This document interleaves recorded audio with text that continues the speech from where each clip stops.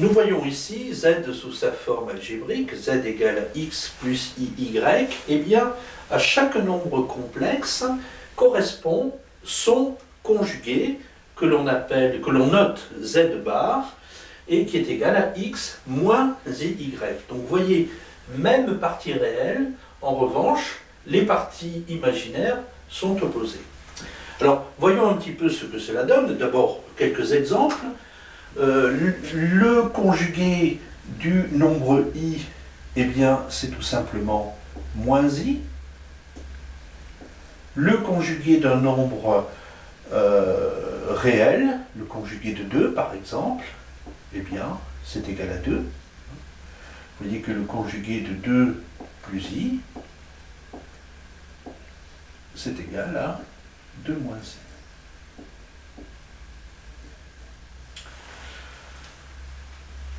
Quelques petites relations entre z et z bar. Si l'on fait la somme z plus z bar, eh bien, la partie imaginaire disparaît. Il ne me reste plus que 2 fois x, c'est-à-dire 2 fois la partie réelle de z.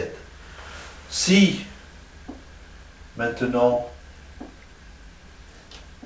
z moins z bar, eh bien, la partie réelle va disparaître et on va se retrouver avec 2 fois la partie imaginaire. Z multiplié par z bar, eh bien, ceci est égal, x plus y facteur de i, x moins y, donc comme on l'a déjà un peu vu, donc ça va nous faire x au carré moins, entre parenthèses, iy au carré. Donc vous voyez ici, i au carré moins i au carré, mais moins i au carré étant égal à plus 1, et puis on se retrouve avec x au carré plus y au carré. Et on peut remarquer d'ailleurs que x au carré plus y au carré correspond au carré de la distance à 0, ici, entre z et 0, et on verra bientôt que cela s'appelle non pas la valeur absolue de z, mais le module de z. Ce module de z est le v au carré, bien entendu. Autre relation, maintenant, propriété plutôt. Eh bien, lorsque je considère deux nombres complexes, z et z', avec z' égale x plus y, eh bien z plus z' admet pour conjuguer z, le conjugué de z, plus le conjugué de z'. La même chose pour la soustraction. Alors, je vous laisse effectuer ces démonstrations. Ceci est égal à z bar moins z' bar. Considérons maintenant le produit. Eh bien, nous allons démontrer que le conjugué du produit z', c'est égal au conjugué de z multiplié par conjugué de z'. Alors, comment va-t-on démontrer ça? Eh bien, nous allons le faire en partant du conjugué de z'. Écrivons d'abord z', z multiplié par z', donc on se souvient que ceci c'est égal à x moins y, plus i facteur de x, y' plus x', y, et que par conséquent, le conjugué de z', eh bien c'est la même chose, mais en inversant ici, prenons l'opposé de la partie imaginaire. Calculons maintenant z bar multiplié par z' bar. Eh bien, on va se retrouver avec x plus y, donc x moins y, bien sûr, multiplié par x' moins y'. ce qui nous donne x, x', moins i multiplié par moins i. Alors moins i fois moins i, cela me fait moins i le tout au carré. Donc moins i le tout au carré, eh bien c'est i au carré, c'est égal à moins 1. Donc on va se retrouver encore avec un moins y, y'. Ensuite, eh bien, plus i multiplié par, alors, y multiplié par x'.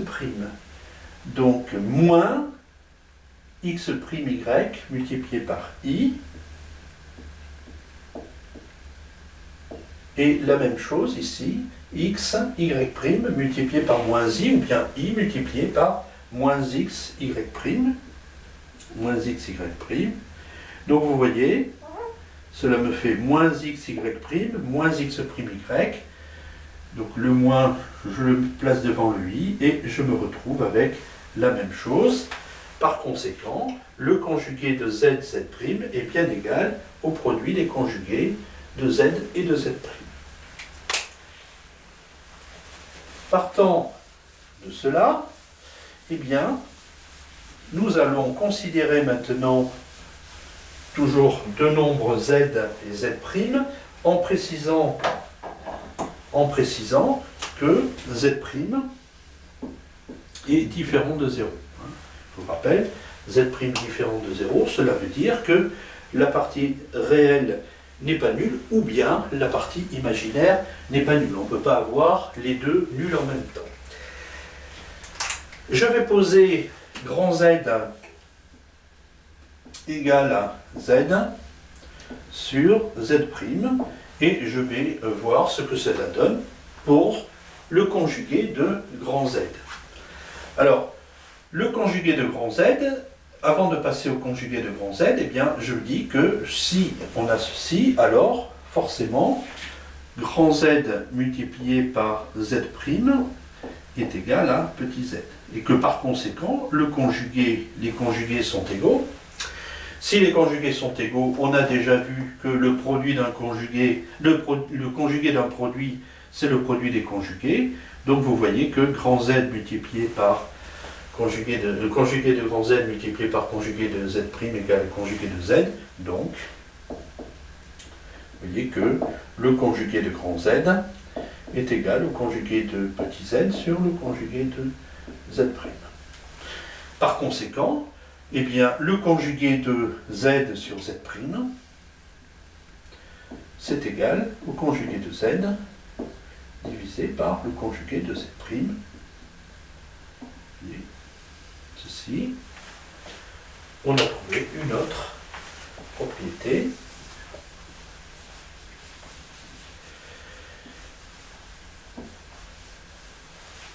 Alors ne vous faites pas avoir, hein.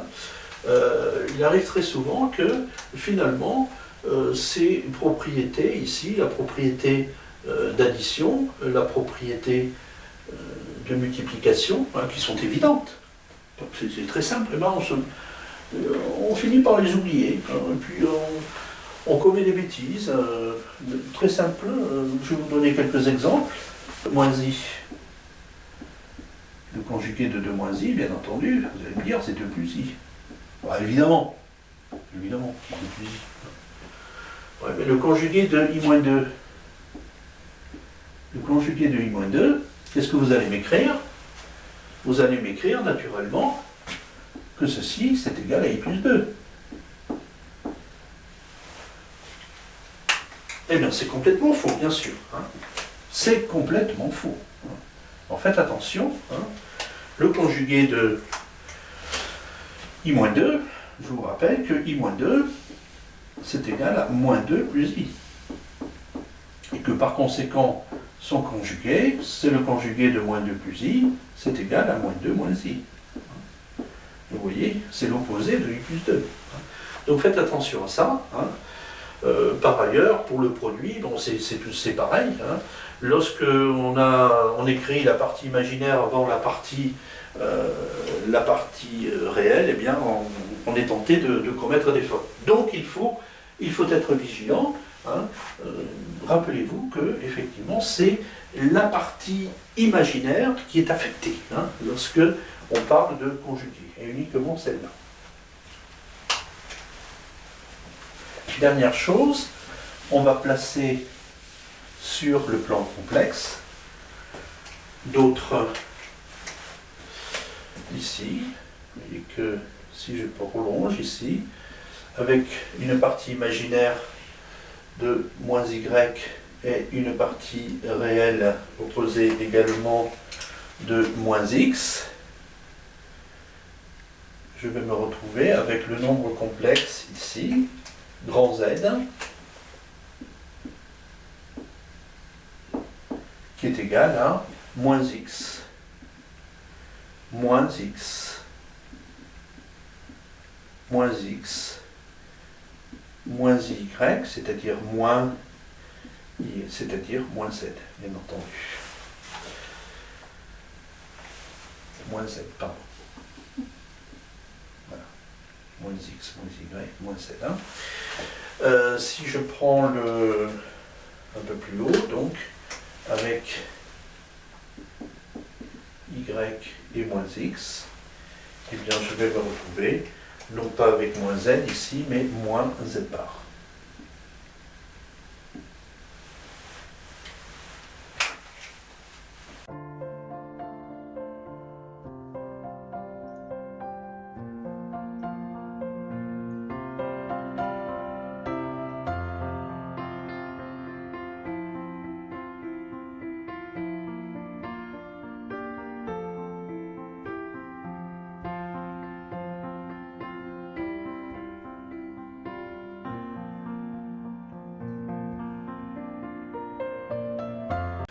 Donc toujours dans un repère orthonormé, considérons maintenant des points A et B, de coordonnées respectives xa, xyk et xb, yb, et le vecteur AB.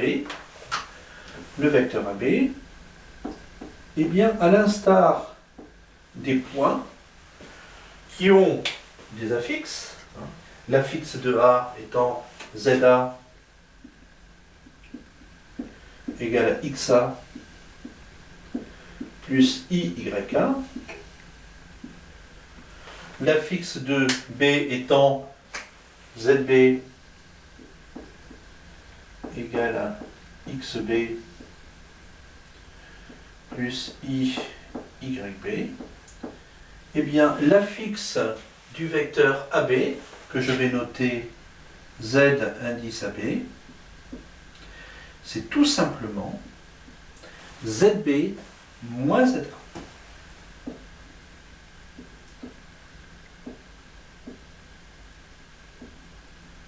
Alors rappelons que les coordonnées d'un vecteur, les coordonnées du vecteur AB, sont XB moins XA, YB moins YK. Eh bien, si j'exprime Z indice AB sous sa forme algébrique, je vais trouver XB moins XA plus IY B moins YK. Donc vous voyez que l'on retrouve la partie réelle et la partie imaginaire de l'affixe du vecteur AB dans les coordonnées du vecteur, les deux coordonnées du vecteur AB. Rappelons également que la longueur AB, c'est-à-dire la norme du vecteur AB, tout simplement, hein, AB qui est égale à la norme du vecteur AB, on se rappelle que ceci, ceci au carré, c'est égal à ceci au carré plus ceci au carré, donc xb moins xa au carré plus yb moins yk au carré égale ab au carré. Par conséquent, ceci est égal à la racine carrée de xb moins xa au carré plus yb moins yk au carré. Eh bien ceci, on verra que c'est aussi égal au module module de l'affixe du vecteur AB, qui est égal à ceci également. Donc vous voyez que le module du vecteur AB, on va voir, est égal à AB, est égal à la norme du vecteur AB.